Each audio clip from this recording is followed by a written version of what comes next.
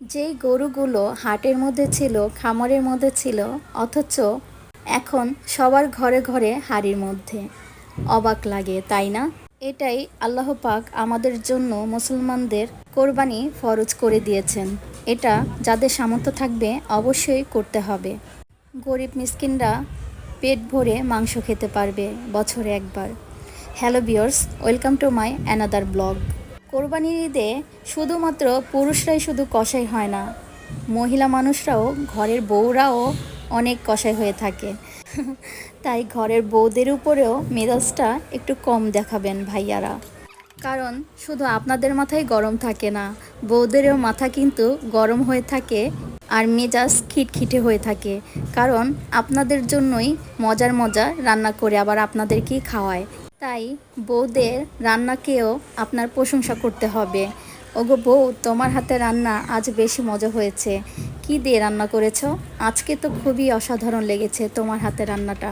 বউকে সাহায্য না করতে পারেন, কিন্তু মধু মধু কথাতেই আপনার বউ সন্তুষ্ট হয়ে যাবে, বুঝলেন? গতকালকের এটা ভিডিও ছিল, অনেক ব্যস্ততার কারণে ভিডিওটা আপলোড করতে পারিনি। এই প্রথম বিসমিল্লাহ করলাম আমাদের গরুর মাংস, আলহামদুলিল্লাহ। যেই গরুগুলো হাটের মধ্যে ছিল, খামারের মধ্যে ছিল, অথচ এখন সবার ঘরে ঘরে হাড়ির মধ্যে। অবাক লাগে, তাই না? এটাই আল্লাহ পাক আমাদের জন্য মুসলমানদের কোরবানি ফরজ করে দিয়েছেন। এটা যাদের সামর্থ্য থাকবে অবশ্যই করতে হবে। গরিব মিসকিনরা পেট ভরে মাংস খেতে পারবে বছরে একবার। Hello viewers, welcome to my another blog. কোরবানির ঈদে শুধুমাত্র পুরুষরাই শুধু কসাই হয় না, মহিলা মানুষরাও, ঘরের বউরাও অনেক কসাই হয়ে থাকে। তাই ঘরের বউদের উপরেও মেজাজটা একটু কম দেখাবেন ভাইয়ারা। কারণ শুধু আপনাদের মাথায় গরম থাকে না, বউদেরও মাথা কিন্তু গরম হয়ে থাকে আর মেজাজ খিটখিটে হয়ে থাকে। কারণ আপনাদের জন্যই মজার মজার রান্না করে আবার আপনাদেরকেই খাওয়ায়। তাই বউদের রান্নাকেও আপনার প্রশংসা করতে হবে।